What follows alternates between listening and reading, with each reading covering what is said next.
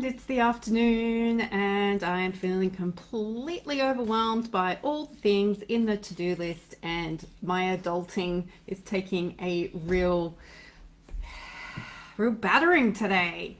Wowzers. I talk about an emotional roller coaster of a day. I've started to write a list of all the feelings I've been feeling today. I've been really anxious the last couple of days, and I know anxiety. I've had anxiety in my life since I was a teenager, and it's strange when it turns up again. It's like, what the heck are you here for? But it's exhausting. I don't know if anyone else has had any experience with anxiety, but I find anxiety exhausting. I don't need any more help with being exhausted, people. And it makes me agitated and second guessing and insecure. And so I've been feeling, well, insecure as well. So I'm second guessing everything and wondering if I'm doing the right thing. And then I feel like I need to double check everything. And then I feel like I need to apologize for everything. And it's just an exhausting way to be. Francis, hello. And Linda, hello. So it then made me, I've then become really tearful. Now I'm not usually a cryy person. I don't cry a lot. So for me to be tearful and feel like I'm on the edge of tears is kind of a bit of a big deal. And then I've had moments where I've been really upbeat and happy. I got to spend some time with Amy Parks today, which is great. And I did a consult call today, which was fantastic. And I got to meet with Sophie and do a practice management meeting, which is a bit stressful at the moment because we've got some stuff we need to deal with. But I was just like up and down and up and down and up and down. But the important thing for me to keep realizing that I need to do is managing my state and managing my emotions. Some of us know this as self-regulation. Because if I was going to come at the world with my emotions all the time, and when I'm up and down I'm down, and cranky and weird and frustrated and insecure, the people around me are going to feel like they're walking on a tightrope or eggshells. As a leader in our businesses, we actually have a greater responsibility to make sure that we are self-managing our emotions. That does not mean ignoring them, pushing them down. It means being smart enough, aware enough, mature enough, responsible enough to go, I don't know how this is going to serve the rest of the people in the room right now. One of the easiest ways to check in with this is, how are people responding to you right now? Are they just saying yes? And you get the sense that they're just saying yes and nothing's going in. Then possibly they're frightened or bored or unsure. Or are they avoiding you, actively avoiding you? Then chances are your emotions are a bit out of control, or the way you're talking to people has gone from being friendly and collaborative and conducive to conversation to snappy and agitated and unhelpful. And sometimes we as the boss have to do that. Sometimes we need to be firm and strong in the way we speak, but we don't ever have to be rude. We don't have to be aggressive, but we need to create an environment when we speak to people in a firm way, and we're disciplining or we're delegating or we're expressing our expectations, that people know that they can trust the place that this is coming from, because we've been, calm, or we've been trustworthy, we've been consistent in the past. This has been a really tough lesson for me, because I have always thought that, you could wear your emotions on your sleeve and people would just have to get over it, and that was all okay, and that's just what we needed to do, and if you don't like it, you can leave. And I've even had bosses say that to me in the past, and it's like, well, that's all well and good, but if you keep acting like that, and if that is really your attitude, then people are going to leave. And it's not just your internal people that are going to leave. So it's not just your staff or your team or the people around you who help you execute your work. It'll be your customers and your clients. Because the way we do this thing in our private practice, and the way we manage our behavior and the way we regulate ourselves on a daily basis, it doesn't just show up when we're in front of our other team members. It shows up all the time.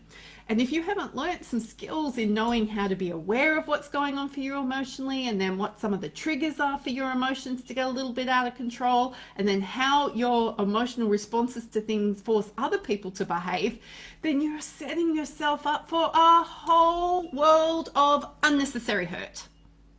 Unnecessary hurt.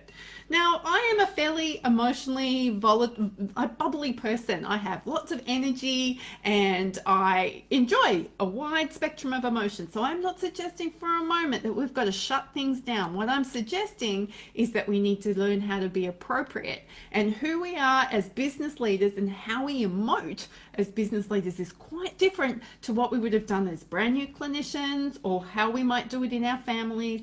And it takes quite a lot of self-development to actually learn those skills, because they are skills. Self-management are skills. Adele Latu, hello, lovely sister. I have so appreciated your encouragement today, darling. Thank you. I am so grateful that you stayed close to me, because it's been an up and down and all around kind of day. So what set me off today? Well, you all know, because you've all heard, oh, Kate and Jill, I get to see you next week. That's making me happy. But I'm very focused on being ready for next week. So it's Wednesday here. No, it's Tuesday. If it's only Tuesday, well, I just got myself a day back. Ooh. See what anxiety does? See what it does? That's just silliness. I just got a day back, all because I was so focused on being too far ahead. That is just silly. Anywho, so it's Tuesday after a long weekend. I thought it was Wednesday all day, fearing that I only had 2 more days left to get all the things done in preparation for me leaving on Sunday, and I'm not going to be around for 10 days. And you know, when you kind of got everything mapped out and those things come in. It's happened just before I went to Europe as well. Remember, I had that thing come in wanting all the information about all the things and the stuff, and I'm like, I have never seen this before. I'm going to go insane. Do not know anything about data protection. Well, I do. I just didn't want to have to do that about data protection, because that is something I wasn't expecting to do as the CEO of my business. Anywho, I got 2 of those things today. 2 of those big things that came into my inbox today going, I need this by the end of the week, and I need this by the end of the month. Keeping in mind, I lose 10 days because I'm not going to work on it when I'm with my people in LA. So I was just like, oh my God, I was so well organized until the other people turned up. Have you ever noticed how much more efficiently and effectively our businesses would run if it didn't involve other people? That's why so many of us want to go and do stuff that doesn't involve the people. You got that right. We can just go play with the technology and think that it's got nothing to do with people, and it's still got everything to do with people, because even the stock market has everything to do with people. It's all about human behavior, and it's all about market sentiment. But I am actually now really excited that I've got an extra day back. So I have finished all my presentations, and Sophie has done all the spell checking of them. There'll still be some errors because we're cool like that. So I'm now going to be working on workbooks. I have got blog posts ready for while I'm away. I have social media updates done for while I'm away. Now I have to go back and do some statistical reporting that we didn't understand what we were being asked, and try and work that out. And then I get to plan how we're going to demonstrate some improvement to the way we manage information technology here to be compliant with whoever it is that we now need to be compliant with, because apparently the Australian law isn't sufficient. Anywho, I'm going to go learn about that too. So yes, interesting, all the things. Delegating. Jill, I know you like to tell me to delegate, but there are limitations to what I can actually delegate. I'm doing all the CEO stuff here, sweetheart. I can't delegate any of this to anyone else. That can't be done. Anywho, I am going to go and stop all the talking and get myself back under control.